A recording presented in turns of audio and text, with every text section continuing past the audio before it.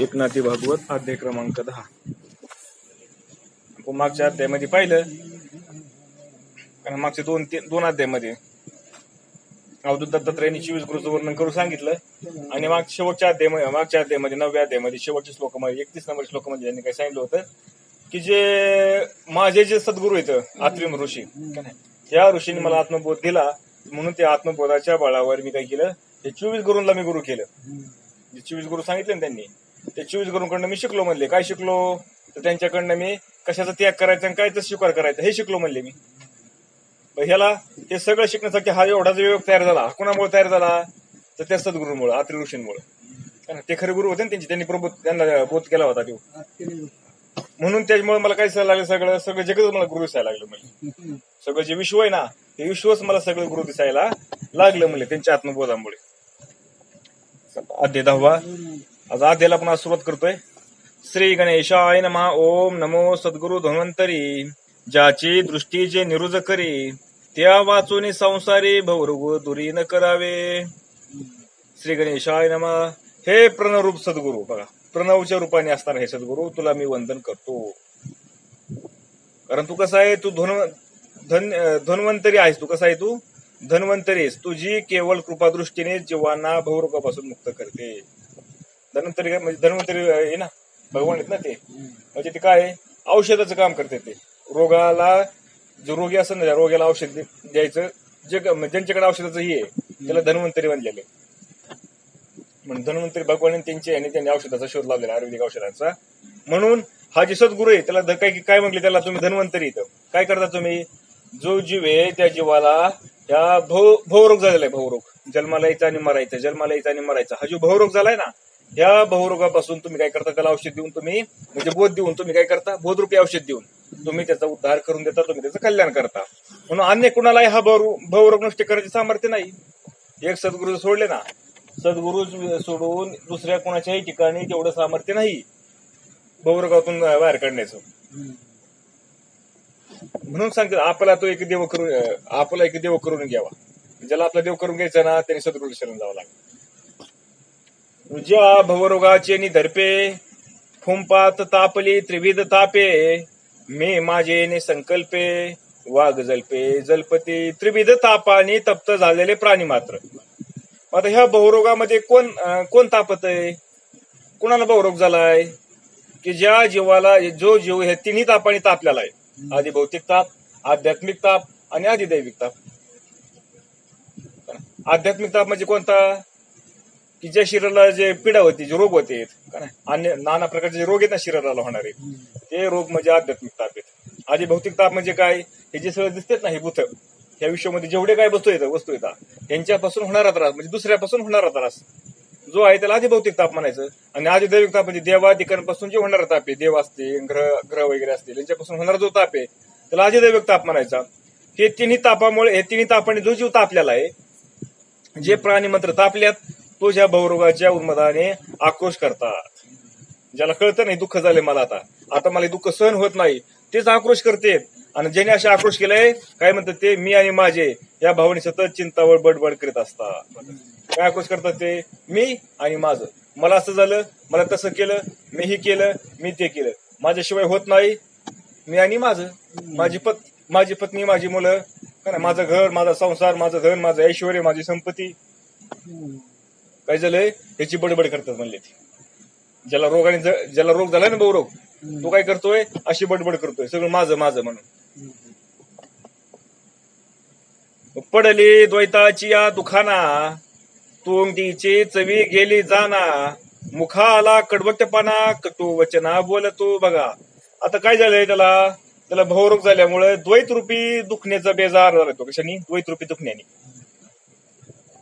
कारण भवरोग झाला ना, आणि भवरोग झाल्यामुळे त्याला सगळं वेगळं दिसायला लागले, मी आणि तू दिसायला लागले. मी दोन झाले, मी कोणीतरी वेगळा आणि तू कोणीतरी वेगळा.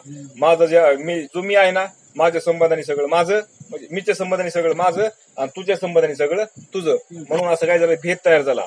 आणि ह्या भेदाने काय झाला, तो ह्या भेदरूपी दुखण्याने बेजार झाला. एवढा बेजार झाला त्या दुखण्याने की त्याच्यामुळे त्याची तोंडाची चव निघून गेली.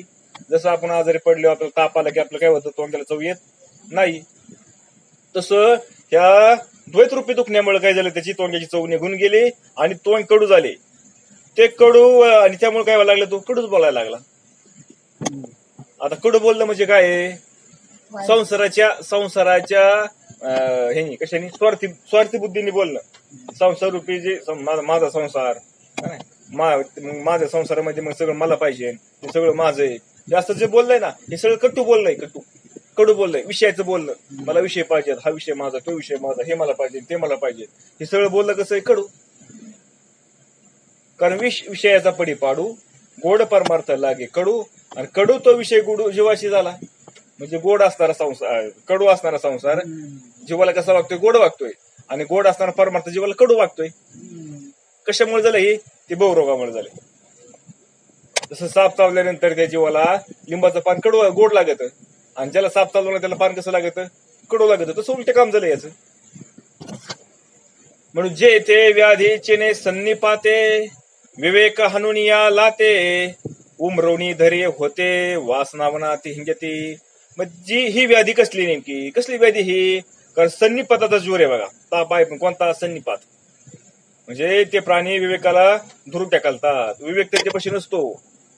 त्यांच्यापाशी विवेक म्हणजे काय, चांगला नित्य अनित्याचा जो विचार आहे त्याला विवेक म्हणायचं. नित्य काय अनित्य काय याचा जो विचार त्याला विवेक म्हणायचं. हा विचार त्यांच्यापाशी नसतो, म्हणून ते काय करा, त्याला हा आवडतही नाही. त्याला सांगितलं ना नित्य काय, अरे सगळं मिथ्या आहे, तुझ एक सत्य आहे, परमात्मा सत्य आहे, म्हणून परमात्मा काय करतो, त्या भगवंताची भक्ती कर, त्या ईश्वराची तू भक्ती कर, हे त्यांना आवडत नाही.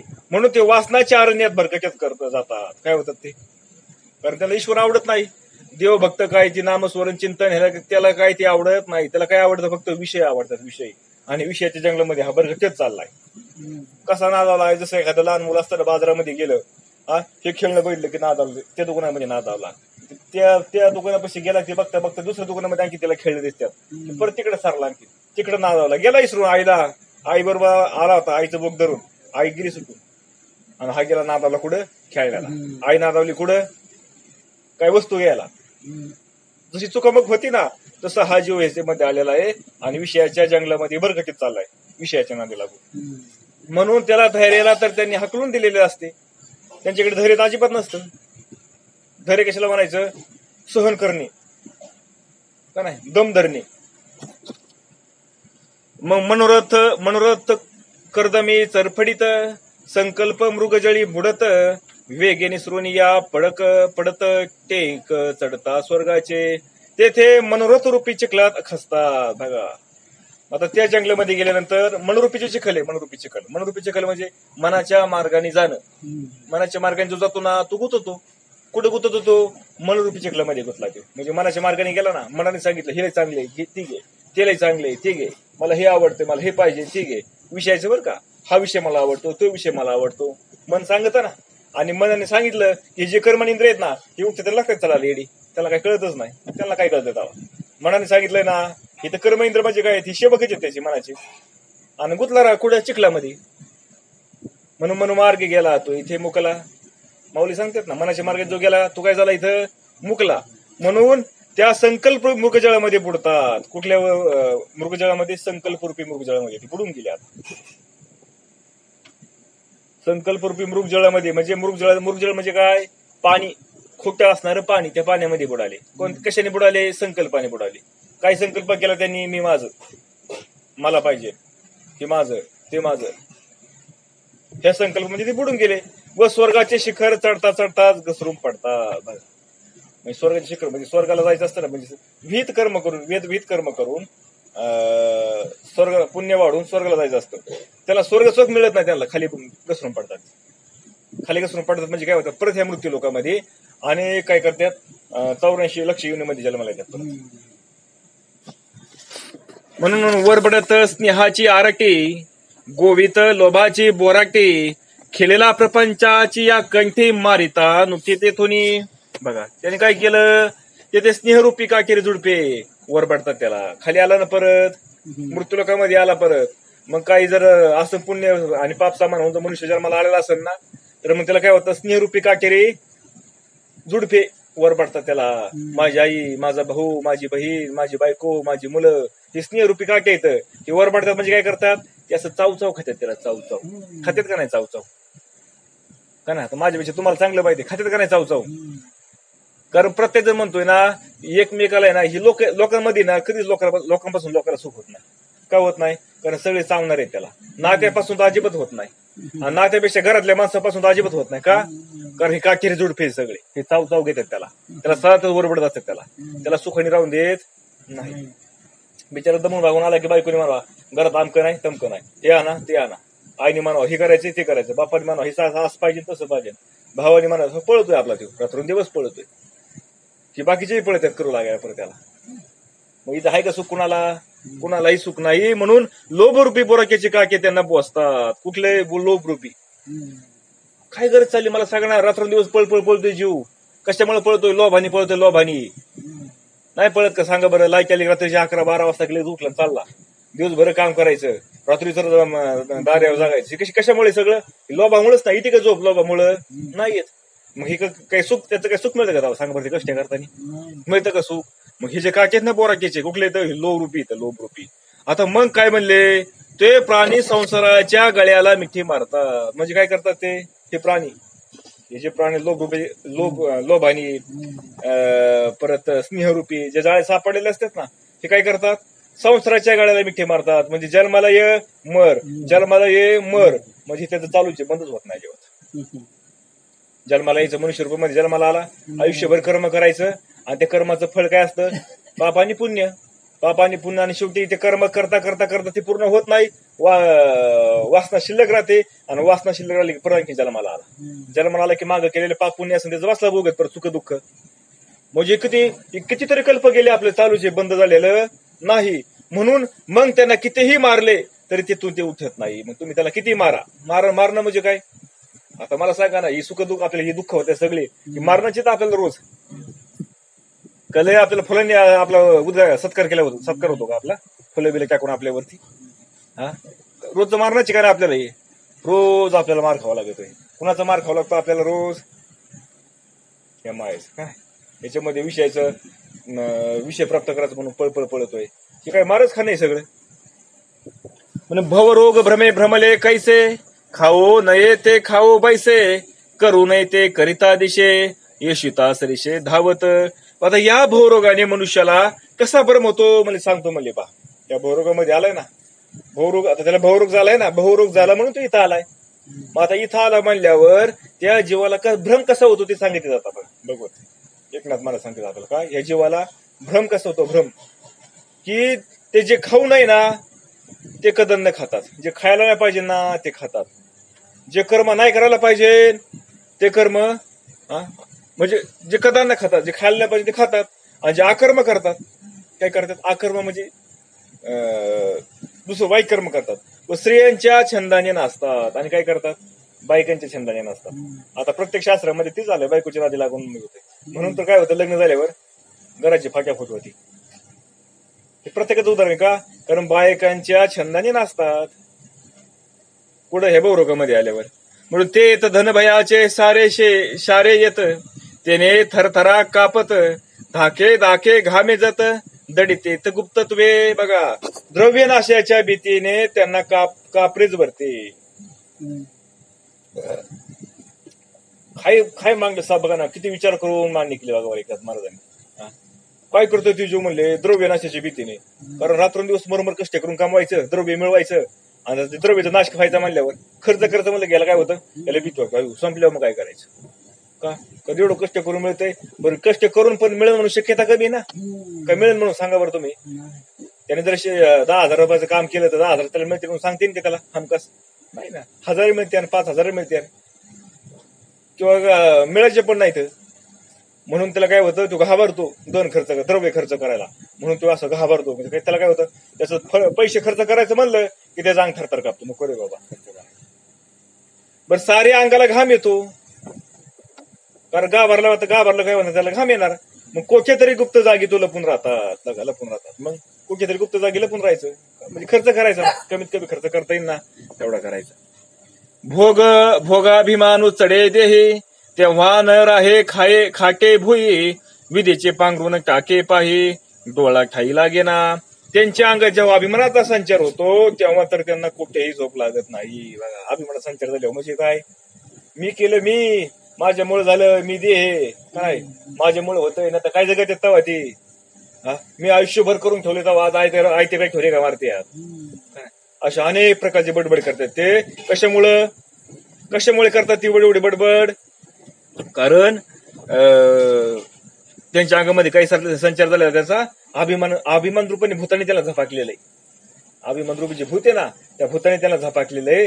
त्यामुळे ती काय करतात, अभिमानाची भाषा बोलतात. मग त्याला झोप येत नाही. मला हे करायचंय, मला ते करायचंय, मला करावं लागेल, नाही केलं कसं काय होईल असं ते बोलतात. म्हणून भूमीवर नाही मऊ भूमीवर तर नाहीच म्हणले, चांगली मऊ मध्ये डनलॉपची अशी गादी म्हणले, मऊ अशी चांगली गादी, अजिबात रुतत नाही त्या गादीवरती. त्या गादीचा झोप येत नाही, याला गरम होते म्हणून एशी लावलेला आहे, चांगला बंगला आहे, मस्त भारी सगळ्यात मागडे असणारी फरशी त्या घरामध्ये सगळं हे केलंय. पण तरी सुद्धा मला त्या पलंगावर त्याला झोप येत नाही का? विधिविधानांचे पांघरून ते उडवून टाकतात. त्यांनी काय केलेलं असतं, विधिविधानांचे म्हणजे वेदाने जे विहित कर्म करायला सांगितलेलं असतं ना, जे नियम घालून दिलेले असतात ना वेदाने, ते नियमाचं पांघरून त्यांनी उडून टाकलेलं असतं. का? कधी एवढं सगळं कमायचं म्हणलं का नियमाने कमवत येतं का तुम्हाला? सांग बरं, इमानदारीने कष्ट करून किती कमी माणूस फक्त अन्न वस्त्र निवारा एवढा मूलभूत गरजा ते बघू शकतोय. इमानदारीने कष्ट करून बरं का. जर तुमचं लय बंगला गाड्या बिंगल्या म्हणले होते का इमानदारीने होता का? नाही होत. म्हणून त्यांना त्याची दृष्टीच उलटी होती. म्हणजे का? कारण त्यांनी नियम सगळं नियम पाळत नाही कोण. मला सांगा ना, पहिले नियम किती लोक पाळायचे? कळत नव्हते त्यांना. भाकरी खायला मिळलं ना तरी चालेल, पण नियम तोडायचं म्हणलं ना, शास्त्राने सांगितलं घ्यायच्या काटावर भरायचा. आता कोण पाळते नियम? म्हणून त्यांच्या डोळ्याला डोळा लागत नाही. बघा, त्यांच्या डोळ्याला डोळा लागत नाही. हे आपण जे म्हणतो लय म्हणतो की पैसेवाले कंपन्यांचे मालक रात्र झोपा नाही का? उभे न राहती ऐक्य वृत्ती, हीन झाली ज्ञानशक्ती, पडले जडत्वे लोळते, पाणी मागते विषयांचे. बघा, त्यांना काय होतं, त्यांना ऐक्य वृत्तीने क्षणभरही उभे राहत नाही. त्यांची वृत्ती काय होत नाही, ऐक्य वृत्ती म्हणजे त्यांची वृत्ती क्षणभर स्थिर होत नाही. त्यांची ज्ञानशक्ती दुर्बळ होते. बघा, त्यांचं ज्ञान सुद्धा काय होतं, दुर्बळ होऊन जातं. ज्ञान विचार करायची क्षमता संपून गेलेली असते. ते जड बुद्धीने लोळत पडतात व विषय रूपी पाणी तहान भागवण्यासाठी मागतात. काय होतात, त्यांची बुद्धी जड होते, ते लोळत पडतात. म्हणजे काय होतं, त्यांना ताण कोणती लागते, विषयाची ताण लागते, आणि त्याच पाणी मागतात विषयांचं. म्हणजे काय मागतात ते विषय, मला हे पाहिजे, मला पाहिजे, मला ते पाहिजे, मला हे करायचंय. जे विषय आहेत ना सुख देणारे का नाही, पंचविषय येतं सगळे. किती विषय येतं? 5 विषय येतं. म्हणजे 5 ज्ञानेंद्रिय येतं, 5 ज्ञानेंद्रियचे 5 विषय येतं. आणि ते प्रत्येक ज्ञानेंद्रिय आपापला विषय मागत. डोळ्याचा विषय मागत, कानाचा विषय मागत, नाकाचा विषय मागत, ही जिभेचा विषय मागत, त्वचा स्पर्शाचा विषय मागत. हे सगळे विषय मागतात ते. मग सांगा बरं, एक विषयाची जरी मागे गेला नाही जीव तरी त्याला चैन लागणार नाही. 5 विषयाचे नादी लागले तर कसं काय त्याला सुट्टी मिळेल? सांगा बरं तुम्ही.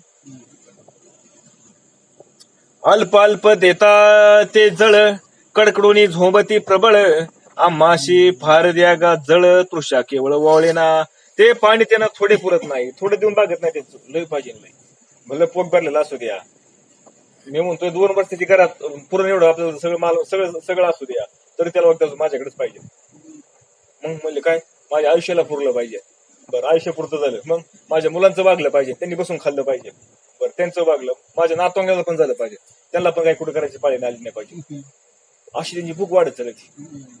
त्यांचं बागत नाही. तुम्ही किती ते त्यांना बागतच नाही का? बागत आता जे काय लोक येतात ना, त्यांच्या गादी खाली नोट्यांच्या गादी येतात. नोट्यांच्या त्या गादीमध्ये सगळ्या काय येतात, पलंगावरती असे बंगले कपाटे गज भरल्यात, फरशी काढून बाजूला आतमध्ये त्यांनी पैसे ठेवायला जागा केली, तरी त्यांचं वागत नाही. हाव म्हणायचं काय म्हणायचं या गोष्टीला? सांगा ना. ह्याला नोट्यात जाळलं तरी जळून जाते, एवढा पैसा आहे यांच्याकडे, तरी त्यांचं वागत नाही.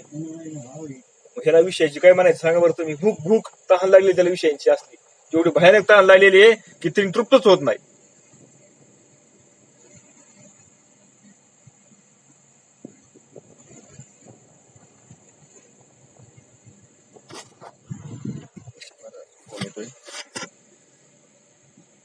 त्याला ते पाणी थोडी पुरत नाही विषयांचं बरं का. ते देणाऱ्याच्या हाताला झोंबतात आणि आणखी पाणी द्या अशी ओरडतात. काय म्हणतात, अजून द्या आम्हाला, अजून द्या आम्हाला, अजून द्या. विषय पाहिजे म्हणलं ना, अजून द्या आम्हाला विषय बघायला. समज आता आपली स्वतःची आपण नियमाच्या म्हणजे वेदांनी सांगितलेल्या नियमानुसार आपण लग्न लावून आणली स्त्री आपली, मग आता आपली स्त्री आहे ना आपल्याकडे, तेवढं समाधान होतं त्याचं, किंवा आणखी दुसऱ्यांकडे बघतो. पैसा आहे ना आता आपल्याकडे, चांगलं घर आहे आपल्याला चांगलं राहायला, आपल्याकडे सगळं खायला प्यायला सगळं व्यवस्थित आहे, तरी दुसऱ्याच्या घराकडे बघणार आहे, त्याचं घर लयच मोठे आपल्यापेक्षा पण. आणि तसं आपल्याला झालं तर किती बरं होईल. गाडी आता आहे ना आपल्याला, गाडी कशी पण फिरायला पडते, पण नाही ना आपली किती 5 लाखाची, तुझ्याकडे 10 लाखाची गाडी आहे, आपल्याला नक्कीच 12-13 लाखाची गाडी घेतली पाहिजे ना आता. म्हणजे काय होतं, तृप्ती होती का त्या जीवाची, होत नाही. कुपथ्य करिता निरंतर, तव तो झाला जीर्ण ज्वर, शय लागला जी थोर क्षीण शरीर पडेले. ते निरंतर कुपथ्य करतात. काय करतात ते निरंतर? कुपथ्य. म्हणजे शास्त्राने सांगितलेले नियम नाही पाळले म्हणजे ते कुपथ्य करणे. शास्त्राने काय सांगितले? पथ्य पाळायला सांगितलंय. त्यांनी पथ्य पाळलंय का? नाही पाळलं. त्यांनी कुपथ्य केलं. मला एक फोन येतो बरं काही म्हणतो. हा जी हरी महाराज.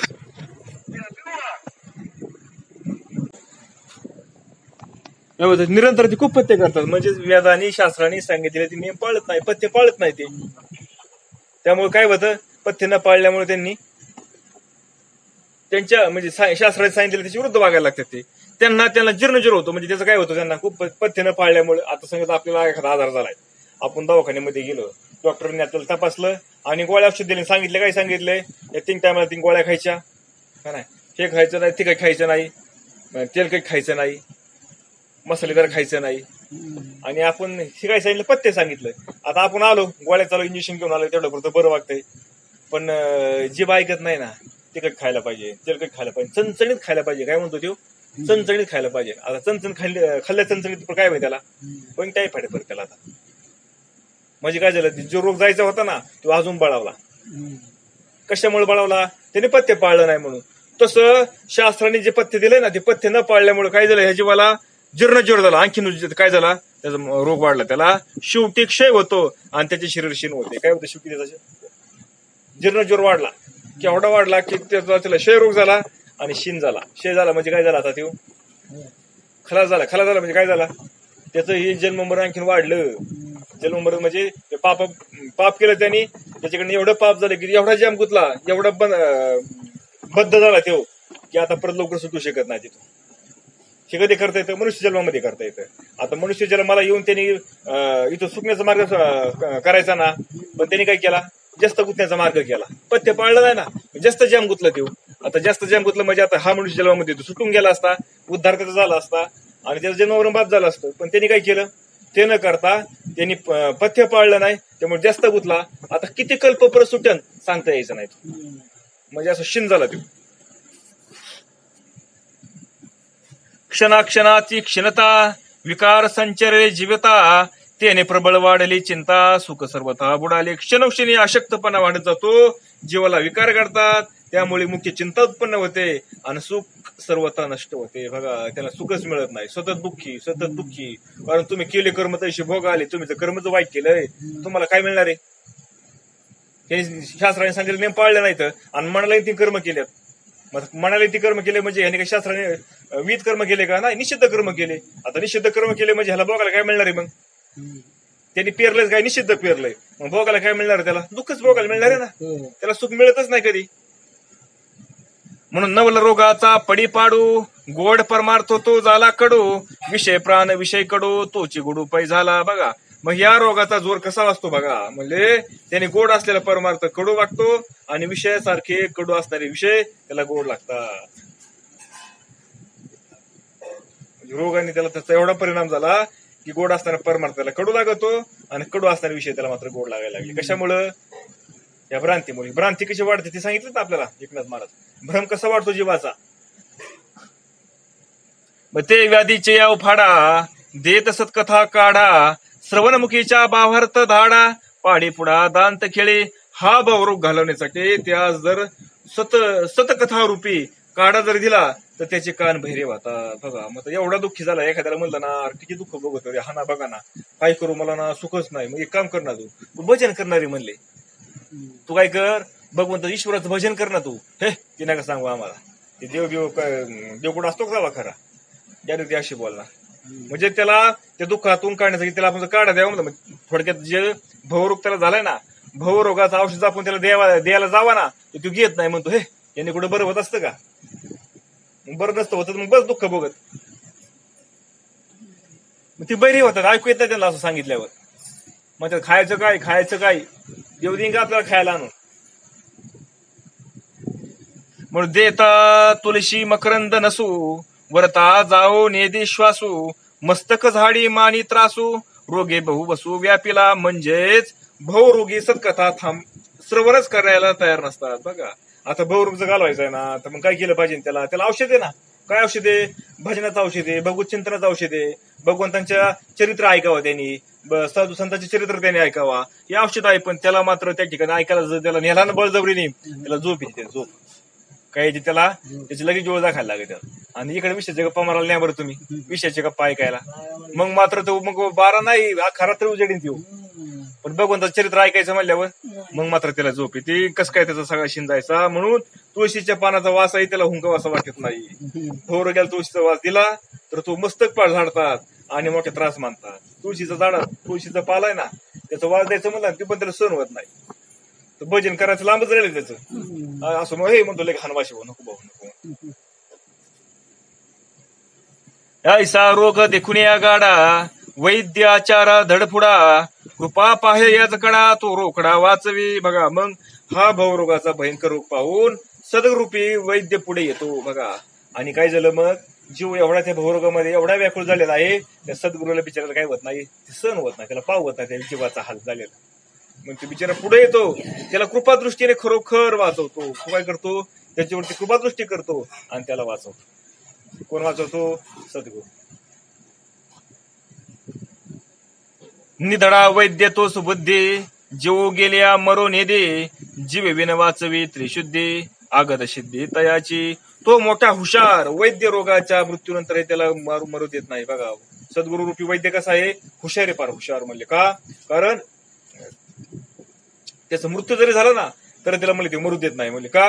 कारण जीव भावा वाचून तो त्याला जिवंत ठेवतो, त्याची जीवदशा जाऊन तो खरोखर उतरतो. अशी सद्गुरूची मुख्य सिद्धी आघात आहे. काय करतो ते सद्गुरू रूपी वैद्य? त्याला जीव भावा वाचून वाचवतो. म्हणजे जरी तो त्याचा देहातून त्याचा काय होतो? त्याचा जीवपणा निघून जातो. जीवपणा निघून गेला म्हणजे काय? त्यांनी जीव दिला. कुणाला दिला जीव? सद्गुरूला जीव दिला. सद्गुरूने त्याचा जीव घेतला आणि त्याला काय केला? ह्याच्यामधून वाचवला. त्याला जीवदशा त्याची जाऊन दिली आणि त्याचा उद्धार करून टाकला. काय असा सद्गुरू रूपी महिमा कसा? सद्गुरूचा आघात आहे, आघात. त्याला तो सिद्धीला घेऊन जातो, त्याचं कल्याण करतो, त्याला कायमस्वरूपी सुख देऊन देतो, कायमस्वरूपी त्याला परमानंद प्राप्त करून देतो. असं असणार सद्गुरू. शुद्ध भाग्य करुणी जाण, तो करी कृपा कुर्मावलोकन, त्याची रोग्या अमृतपान होय सावधान तात्काळ. कासवी जशी केवळ दृष्टीने आपल्या पिलांचे पोषण करते ना, कासव काय करतो? कासवीला दुधाची सोय नसते, ते फक्त काय करते? ते पिल्लांना फक्त नजरेने पाहते, तरी त्यांचं काय होतं? ते पिल्लांची तृप्ती होऊन जाते. तसं म्हणले तसा रोगाच्या महदभाग्याने सद्गुरू त्यांच्याकडे कृपादृष्टीने पाहतो. तसं रोगाच्या महदभाग्याने काय करतो? सद्गुरू त्यांच्याकडे कृपादृष्टीने पाहतो. आणि सद्गुरूने त्यांच्याकडे कृपादृष्टीने पाहिलं की त्याच्या केवळ अवलोकनानेच काय होते? अमृताप्रमाणे रोगाचा सगळा भ्रम घालून त्याला सावध करतो. म्हणजे काय करतो? त्याला भ्रांतीपासून हिरतले, गुरु वाक्य मन धुतले, आत्मस्वरूपी घातले हरून या. काय करतात सद्गुरू? त्याला त्याची भ्रांती काढून टाकतात आणि त्याला स्वरूपाच्या ठिकाणी जागा करतात. अरे तू ज्याला समजतो ना मी देह आहे, तू देह नसून तू कोण आहेस? आत्मस्वरूप आहेस. हा भ्रम त्याचा काढून टाकतात. कोणता भ्रम? मी देह आहे हा भ्रम काढून टाकतात आणि तू आत्मस्वरूप आहेस ही त्याची जी खरी ओळख आहे ना, ती खरी ओळख त्याला करून देतात. म्हणून येव झाली या सावधान, रोगी आपण या आपण, नित्याचे पाचन करी शेवन साक्षेप. याप्रमाणे सावध झाल्यावर रोगी आपणच नित्य पचवून काळजीपूर्वक त्याचे सेवन करू लागतो. बघा, एकदा सद्गुरूने त्याला सावध केलं ना आणि तू एकदा सावध झाला रोगी, काय होतो? आपण म्हणून तू काय करतो? नित्य काय ना नित्य काय याचा विचार करायला लागतो. सर्व सुख गोडी साई शास्त्र निवडी, तो नाही काय त्रिगुणी आसार निर्गुण हे सारा विचार हरिपाठ. काय म्हणतो? सार काय? आसार काय? सार काय? आसार काय? सार काय? एक परमात्मा सार आहे. आसार काय? परमात्मा सोडून जेवढं काय दिसतं ना सगळं आसार आहे. असं याचा फैसला तोच करायला लागतो आणि त्याला तो पचतो. बरं का? त्याला काय होतं? तो पचतो म्हणजे काय होतं? त्याला त्याच्या जसं आपण तूप खाल्लं म्हणजे आता तूप पचलं म्हणजे काय होतं? आपले शरीर जे सदृढ होतं तसं त्याला ते पचलं म्हणजे काय होतं, ते सदृढ होतं, सदृढ. त्याचे सगळे रोग निघून जातात.